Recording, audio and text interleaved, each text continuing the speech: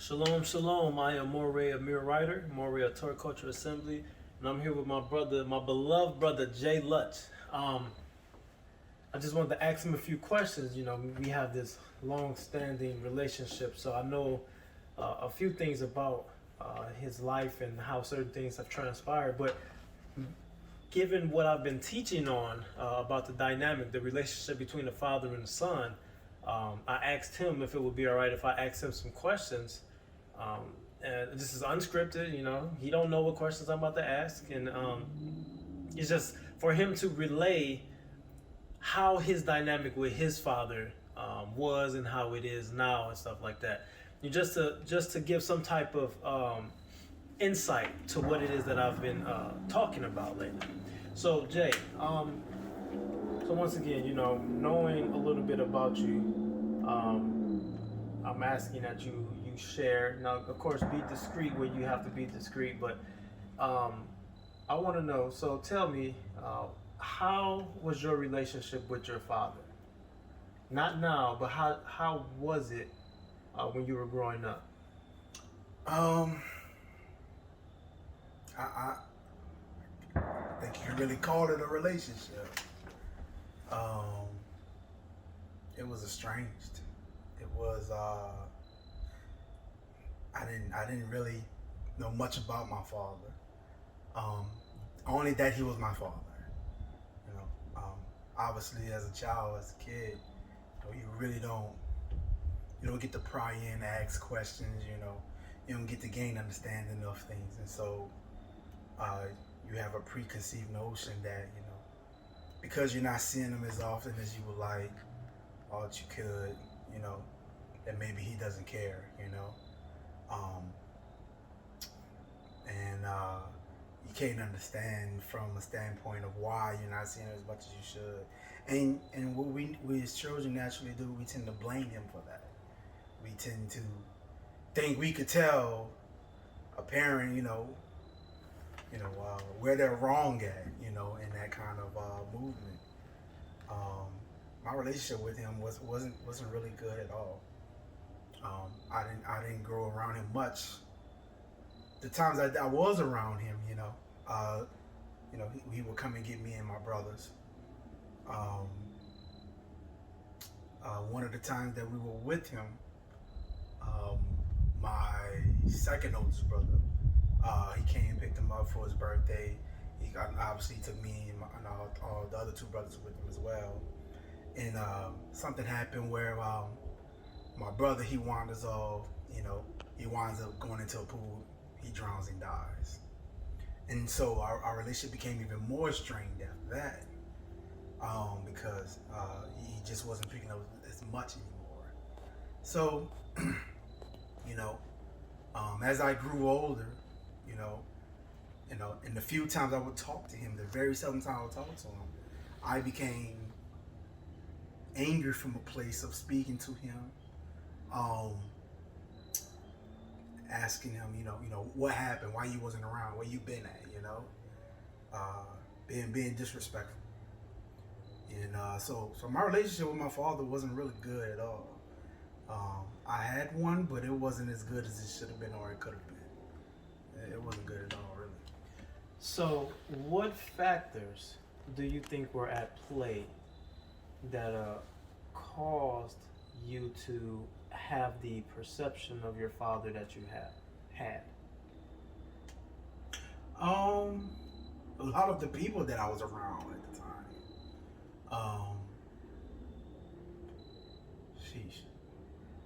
Some of the people I was around at the time, they would badmouth him. Talk about what he's not doing. Don't worry about him. We gonna take care of you. We gonna look after you. Those kind of sentiments. No one would say that he's a bad man, but there was a lot of insinuation talks. They would insinuate things about him. And so obviously, people for some reason think that children don't pick up on those things. They do. They absolutely pick up on those things. And so it wasn't good, really good conversations around my father that we talked about. My family,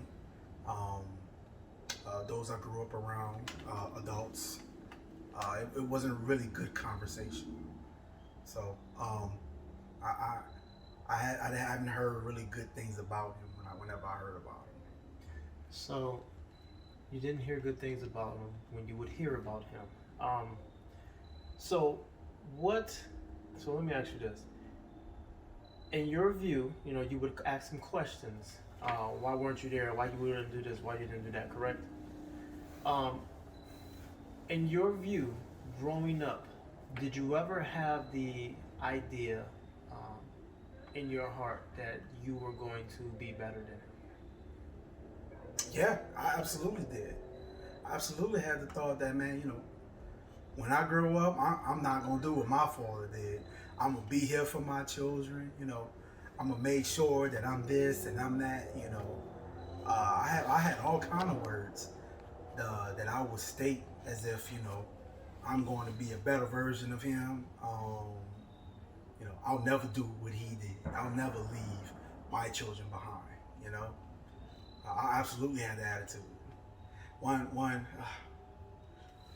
I think about it, man, and it disgusts me that I chose to talk like this about my father, man. Yeah, I most definitely had that attitude.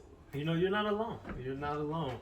In the last few videos, I've been really going into this notion. Like the last one I posted is about, can a son be greater than his father? And I go into these things, and there is a overwhelming sentiment among young men that because of some external factors, some environmental factors, have caused them to believe that they can do a better job than their father has. And my idea of that is they're really judging from a low vantage point. Right. Which means they don't have the proper perspective to make those claims, but they do. Okay, so you had that notion as well, that you can be greater than your father. How long did this last? This notion? I would say at least 20 years. At least 20 years. I rarely spoke to him during that time period. And so I thought I was doing great without him, Mm-hmm. I was raising a family, raising my own children, taking care of, as best as I could. And so, I just thought I was on this grand path, to I'm better than my father. I'm doing way better than he ever did with me, Right. I would say about 20 years, at least 20 years. So, what sparked a change within you in this idea that you were holding on to about your father? My own personal issues. Okay. When I started going through my own problems with my own children, it made me, it put me in the shoes of my father, so to say. It put me in the shoes of my father, and I began to recognize I was reaping what I sowed. That's heavy. I began to recognize I was reaping what I sowed. I was reaping those conversations, those talks. I was talking about being better than my father, better than my father. I'm not gonna do like he did. And my children gonna love me, my children gonna be around me, And so I did everything to try to prevent that. Only to kind of end up in the same shoes that my father ended up. Yeah. Only to kind of end up in the same shoes my father ended up in, which is wild. I did everything to prevent it. And it looked like I ate it, coming around. Just events happening in my life, man, that when I would reach out to my children, they wouldn't respond to me, because me and their mother went through some things, Mm-hmm. and so I'm sure they got around people, where they probably have heard things, Mm-hmm. and people don't have to say anything directly to your children, No one ever really say anything directly to me bad about my father, but things can be insinuated, Mm-hmm. And it will give them a view. it would give them a view of how to look at your father, you know. And so those things would really tear at me the more I thought about it. And so it's funny. I think it's amazing how the Most High will put you in some shoes you never thought you'd be in to make you recognize some things, make you look from a different viewpoint that you weren't looking for before. Identifies your own error. And so that's one of what happened, man. Those are the things that helped me started to change my view. Okay. You know, it began to change my view, and then I got to a point where I recognized I gotta go fix this thing with my phone. So what led you to that point? Okay, so we have the sparking of the change occurred when you begin to identify the fruit as something that you had sowed unbeknownst to you. Right. And so you're holding this fruit in your hand. You can identify, I planted this. Yeah. All right. So, what would you say was what provoked you to go and reconcile with your father? A good elder of mine, man. Okay. Really good elder of mine. Elder Awesome, man. I had a really good conversation with him, and you know, after we talked, you know, he just asked me a really important question. You know, because I had plans to want to do some things, you know, and he just stopped all that in church. He was like, "Where's your father?" You know, I'm like, "I don't know." And he was like, "You don't talk to your father?" You know, yeah, can you contact him, reach out to him, you know? And at that time, I was just like, I don't know. But at the same time, because of what I already started to experience, I did think about it, you know, but I wasn't on the move to make the reconciliation happen for it, you know? But when I talked to him, it made me recognize just how important the thought that was planted in my head from reaping what I sowed, you know, how much more powerful it became when now I had a thought about it and now someone was speaking about it to me. And when Elder Asa spoke to me about it, I knew it was the thing that I had to do. I knew it when he said that I have to take care of this. And so in my time of thinking about taking care of it, you know, I didn't want to just go back and make it seem like everything's just fine, you know. I wanted to go back and be a good son to my father, you know. I didn't want to just go act like, oh, I'm back, that's it, Pop, you know. No, I wanted to learn what it means to be a son to a father. How can I teach my sons to be sons to their father when I don't even know how to be a son to my father? Yeah. And so it drove the point home on going to see him. And so I mowed this talking with him for weeks, even after Elder told me to, you know. I mowed the decision to do it for a while. But I finally got there at some point, you know.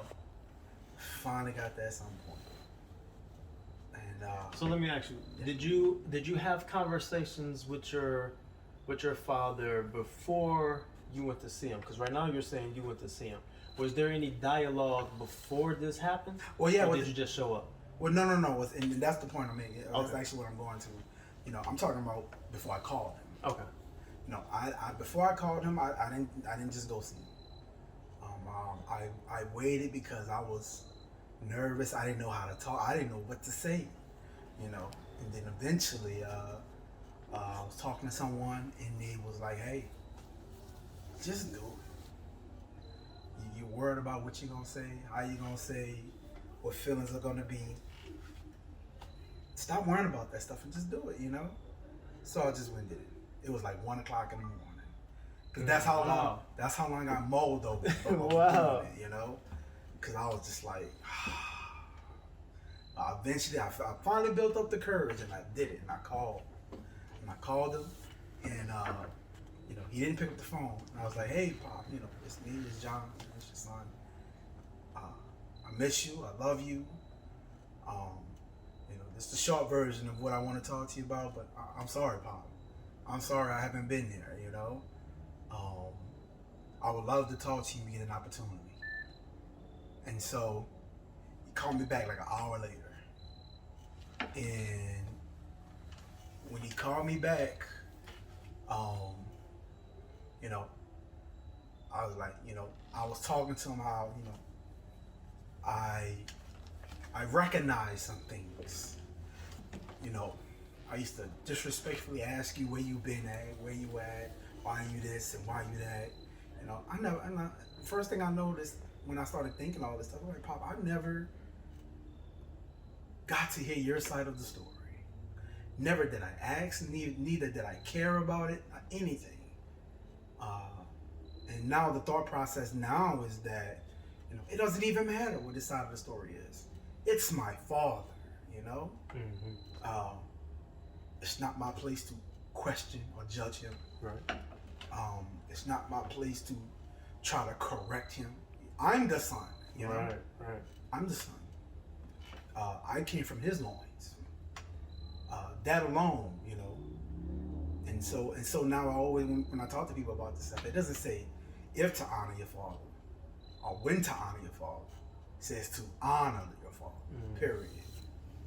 And so when I talked to him, I was apologizing and just telling him everything. Then I started beginning to talk to him about what I experienced and how I got back to that point. And how a man pointed me in a direction that helped me go talk to him as well. Let's stop right there. What was his response when you started apologizing to him about the way you was viewing him? So as you're going down this trail of laying out your soul to your father, your regrets, your misunderstandings, these things, what was his response to you? How did he respond upon hearing that? Man, he was like, man, he said, son, I ain't worried about that. Son, I ain't worried about none of that. I knew you were going to be back here. I prayed and waited for the day that you would return to me. I'm thinking this time that, man, he going to give me a hard time about how I was giving him a hard time, He didn't do any of that. Mm-hmm. And when he did that, when he instantly just like, it wasn't an issue for him, I automatically thought prodigal son. Mm-hmm. Yep. I automatically thought prodigal son. He didn't judge me, man. He didn't come at me sideways, anything. He was like, I love you, son. I'm happy you back. Hallelujah. We talked. He said, man, listen, we get off here. I'm gonna call you in the morning, man. We gonna talk, man. I'm like, okay, okay, Pop, cool. He hangs up the phone, and I bawl like a baby, man. I cry. Mm-hmm. I cry. Your father received you back. Father received me, man. Hallelujah. It makes my eyes watery right now, man. Because us as sons, man, we don't recognize how important it is to talk to our fathers. Mm-hmm. We don't recognize, we are him. We are him. I'm trying to judge him. I'm judging myself. And if I want to know what kind of man I am, he's the best place to get that information from. Bingo. He's the best place to get that information from. And so, for me to ignore that, I'm doing everything to try to change not being him. The whole time, I'm doing everything he did. The whole time. Now that we catch up in conversation, I do all the stuff that he did. And would you say that's because of you are him, or B, you didn't have that relationship with him where he could guide you, so that maybe some of those things that you did end up going through, you would not have gone through had you actually been at the foot of your father? Or C, all the above. I was going to say all the above. I'm about to say both. I would say be more. because I could avoid those potholes, you know, had I gotten his advice and listened, had I listened to his words and got to hear his stories and got to hear, you know, the things he done, so that, you know, good parents, man, they always will try to help their children avoid the mistakes that they made, you know. And so, not being around to hear his voice, you know, not being taught what it means to listen to a father, you know. And I don't blame my mother for this stuff, you know. By the way, I it's more so the society that we live in, where a lot of us don't get to be around our fathers like that. And so, you know, me not having that, you know, I see a lot of different men in these same situations, man. You know, some of them, they can't even bring themselves to when even want to think about talking to them. Yeah. You know, it's crazy. I talked to a man older than me. I talked to a man older than me, and I was telling him my story. And he's driving. The man got tears in his eyes, like, I gotta go talk to my father. And I'm shocked because I didn't know that I was hitting a critical spot. And so, a lot of men are in those positions where they have strained relationships with their fathers. And we have those strange relationships with our fathers because we're too busy judging them. Exactly. We're too busy judging them. We're too busy trying to tell them what they should be doing, how they shouldn't be doing things. You have no authority over your father. And I had to accept that. So that now, when my father talked, I shut up. I listen. I don't care. I just made 39. I don't care if I'm 39 years old. My father talks, I listen. I listen to every word, you know? And now, because I've been through similar situations that he's been through, I know that he's speaking from a place of experience.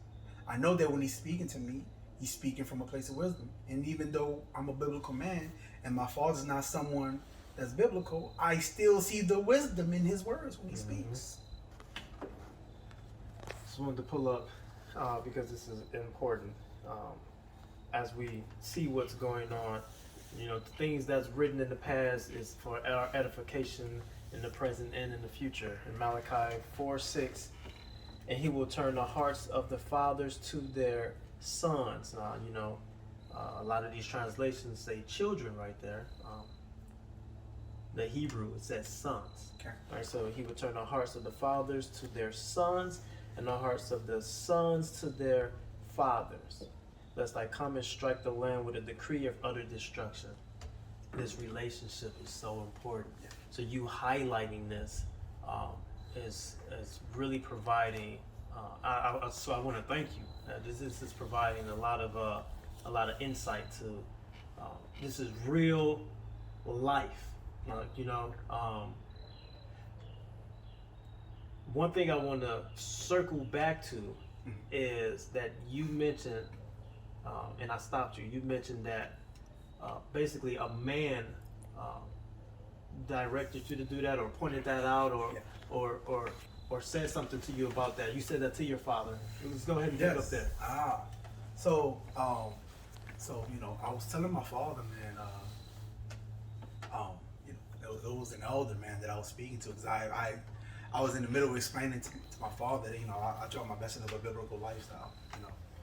And he's like, hey, whatever you doing, son, you know. And so, you know, hey, that sounds good. Better than what I was doing out here, you know. And so I was explaining to him, you know, this elder man that I was dealing with, he pointed me in that direction. And he was like, sound like you need to keep listening to him, you know. You need to be listening to him, you know. That's good advice, you know. I'm glad he sent you back my way, you know. I'm appreciative of that. You know, that also taught me something about men, right? About if you just give a man respect and reverence, he'll give that back to you tenfold as well, you know. You know, not trying to rule over him or show an authority over him, anything like that. Right. You know, for my father to not notice, man, but to hear what he did from my mouth, Mm-hmm. and to state that, he shows so much gratitude in that alone. So yeah, Elder Awesome, man, pointed me in that direction, and so our relationship with my father is really good. I talked to him like I ain't talked to him for weeks, but I think for like the past 4 days I talked to him in a row. Our relationship has been building and building and building. When I finally did connect with him, I think it took maybe a month or something like that. And I went to go see him, and then when I went to go see him, we met up at Denny's. I sit. I'm sitting outside the restaurant waiting for him to show up. When he show up, man, he shows up with a gift in his hand. Mm-hmm. And I'm just like, man, Pop, what you doing? He's like, it's for you, son. He had bought me like some cologne and stuff, man. It ain't got nothing to do with the cologne, man. It's the gesture of the gift. Right. That even though, again, he's not a biblical man, but he paid for the food. It's like he wanted to throw a fattest cow party, but he didn't know how to go about doing that. He looked to love on me. That's all he wanted to do. And that's all we need to do. We need to love on our sons and embrace the love of our fathers. We need to sit in that. Yeah. Sit in that warm embrace of our Father's arm. Yeah. Like we try to replace it with spirituality, and we say, we're gonna sit in the warm embrace of the Father's arm. Right. Wow. In your heart, you hate your biological father. Yeah. And you're only fooling yourself. Yeah. And I fooled myself. You are for a only long time. fooling yourself by thinking that that's even possible. To hate your biological father and think that you're going to sit in the embrace of the Father. Right. So your relationship is good. You've picked up talking to your father. You consistently talk to a relationship as well. How important do you think it is for a man who may have been in your position where he has no contact with his father for whatever the reason may be, right? But his father is still alive. How important do you think it is for a man to have someone like you've had, like an elder or some type of aged man, to direct you and your thoughts, right? Mm-hmm. And to help you see certain things that you did not see.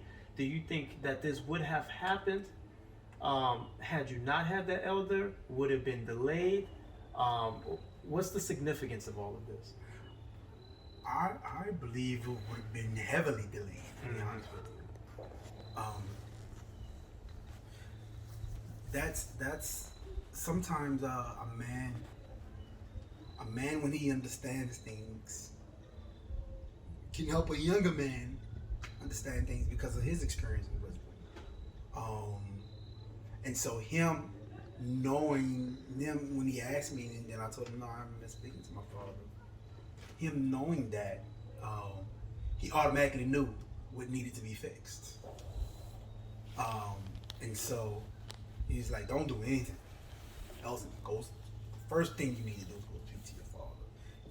That's what Elder also told me. It's the first thing you should do. Don't do nothing else until you do that.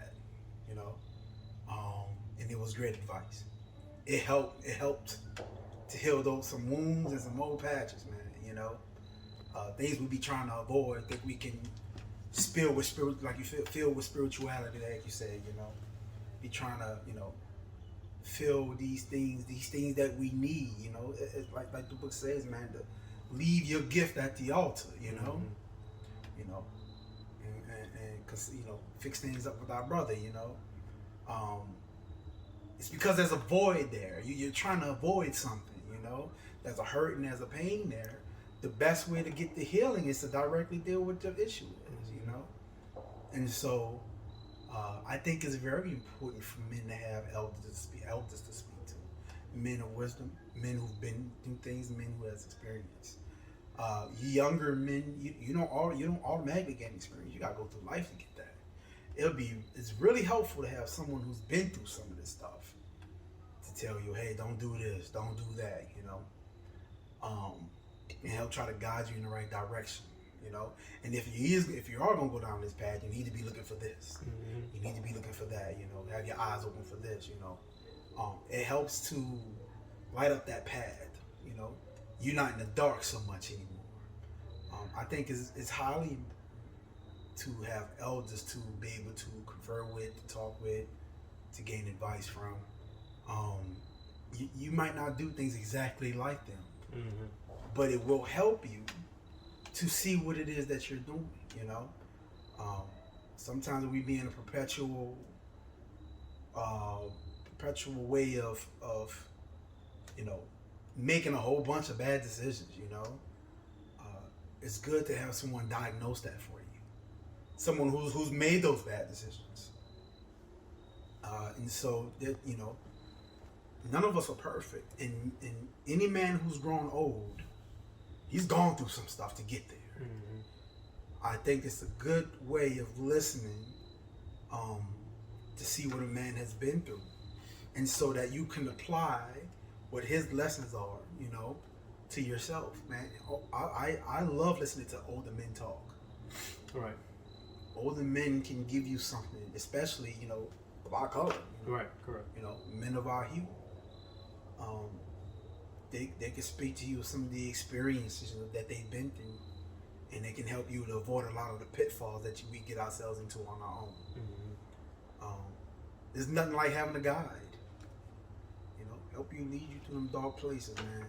And so I'm grateful to be able to say, now I have my father, and I have a bunch of elders, Okay. I'm grateful to say that I have that. Not men of my age, older men, but they actually point me out, man. And here's what I love, man, about the elders that I dealt with, when I got to Elder Asa, I was in a very hurt place, man.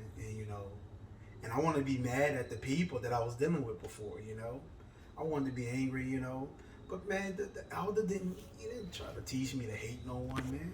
You know what he did? What's that? He dealt with me. He started teaching me about myself, man. He started helping me to recognize things about myself that I needed to change. Things that I needed to deal with, And even to recognize it, just making mistakes, man. We all done it, And so, he ain't try to chop my head off, man, about anything I did, He just wanted me to be better because he felt like he seen a good man in me, and he wanted me to get back to raising a family. He wanted me to get back to taking care of myself, and now do things right now that I have an opportunity to do so. And so he did a really good job, man, at redirecting me on a good path, and not teaching me hate. Right. Not teaching me hate, man. He loved me to life. He didn't bring me back with hate, man. He brought me back with love. And taught me to love, man. Still, I'll continue to be me. I know you love the love, Continue being that. Don't be anything else. That's good. So your focus was going this way, and he redirected your focus to go this way. Yeah. All right, so you began to look in yourself. So this is one of the last questions that I'm going to have for you.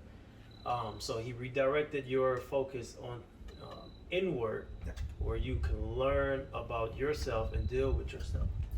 Yeah. Now, the aspect of reconciliation with the Father, or just improving the relationship, some people may have a decent relationship, but the more communication, the more you start to ask real questions. Yeah.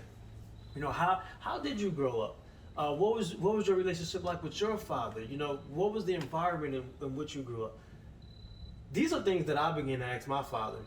My father was always there, yeah, but I was never doing this until I started dealing with my elder, right?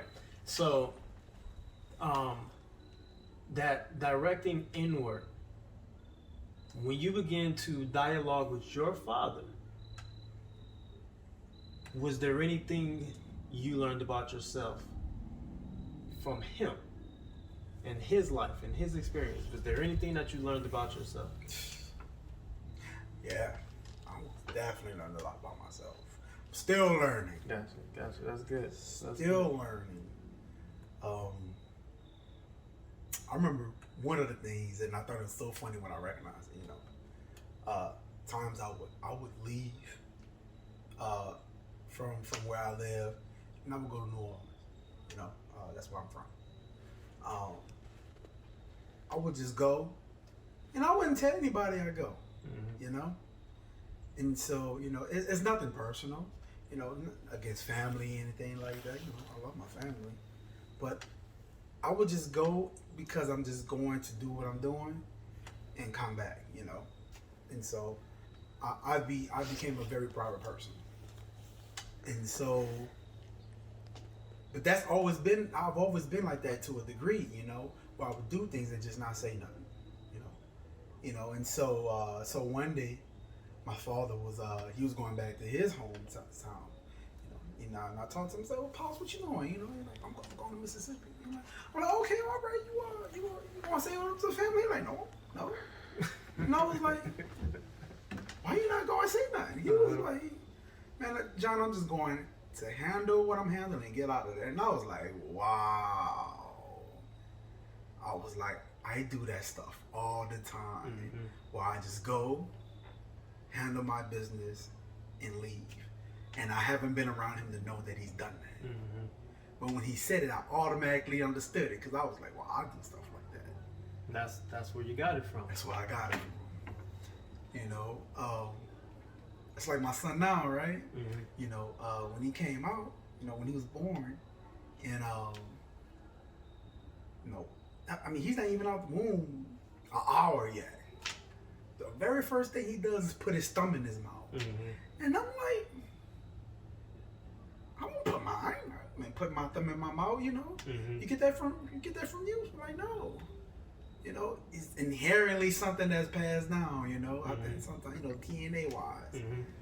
Sometimes you're doing stuff, that's just in your DNA. Somebody passed down to you, you don't even know where it came from, And so I begin to learn more and more about things that my father do that I do inherently, and I wasn't even around him. I remember my mom used to talk about that too. My mom used to say, "Boy, you hunt your back just like your father." And at the time I was like, I ain't hearing all that, Mom. But now I remember those things. I remember those words. You're like, you look just like your father. You this, you that, like your father. And not, as a young man at the time when I didn't want to hear anything about him, I didn't want to hear those things. Right. But now I look back on him, I remember her saying those things. I'm like, wow, like, you find yourself swallowing some hard pills. Like, I used to try to deny that stuff. I used to try to deny, and it's like, dang, I am this man. We did not realize how much error we were operating in. Like that whole thing, like you look like your father, you act like your father, do this like your father. Those should be things that we should embrace. Yeah. But once again, as you mentioned earlier, society will shape the lens of the Hebrew man to look at their fathers. And when we hear these type of things, we want to disassociate with that. Right. We don't want that. We don't want to hear that. Right. So it puts us in these positions to, you end up sort of like where you were, where you're older and you are reaping fruit that you have sown. The good thing for you, and the Father is with you, is that you were able to identify, right? You were able to identify that this is the cycle. This is what you tried to avoid with your father. You spoke these things against your father, and these things actually came back onto you. But because the Father was with you, you were able to identify that, and He guided your path from that place of brokenness, from dealing with the issues that you were dealing with, to having eyes open to see, okay, this needs to be done. I'm apprehensive, but this needs to be done. To putting you in the presence of that elder who says, don't do nothing else. Whatever project you're working on, don't do nothing else. Go talk to your father. And then you're going to do that, and then that bridge, like that drawbridge that's open, that bridge finally came and is connected, and now I'm a testament from seeing your life. Yeah. That that everything is flowing, right? Everything is flowing. There's nothing that's keeping you from reaching your goal. Yeah. So you're doing well. I'm happy for you because once again, knowing how things have shaped out for you, where you come from, where you are now, man, you're a testament of what happens when a man restores his relationship with his father. That's facts. Like you're living proof, man, and I love it. And I'm 100 times grateful, man, to the Father, man. When he could have decided to not deal with me, you know, he could have decided to forsake me. You know, when I was in that hard place, man, I prayed, Father, not forsake me. You know, and to see that these things started coming to fruition, where, you know, I begin to expand again. You know, I begin to, you know, be in positions that things are beginning to go well. Things begin to turn around for me. You know, I know Lorvis would love to be in on this conversation because he had a upfront seat too. You know, and he's seen how a lot of things happen, and Elder as well, man. They got to see, you know, my growth, and how things have come together, and how things still are coming together. And I'm 100 times grateful over and over, man. If I had to go through that to become the man that I am now and who I am becoming, then I understand why the Father did it. And I'm grateful. I'm grateful for all of his chastisements, because I needed every bit of it to become a wiser man, to become a better husband, to become a better father, you know, a better man of Elohim overall. I'm grateful for those reasons alone. Hallelujah. Hallelujah. Hallelujah. Hey, you got anything else you want to say before we go ahead and wrap this up? I got my bang holding the camera. You heard the wisdom coming out of here, right? So make sure you stay in my shadow, right? You know, don't get fooled out here. You know, make sure you stay right here, and next to the hip. You know, right there.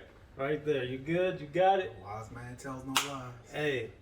Once again, I'll thank J Lutch for sharing this testimony of his life, reconciling with his father. This is a tough man because it's cold out here. I don't know how he ain't got no jacket on. This is a tough man. He's been through a lot. Hey, till next time. It's cold, fam. Don't worry, I'm out here like, I don't know what he's doing. I'm out here like, we on the side. You think he fly now, bro? Fly with a fleece. Until next time, peace and shalom. Shalom.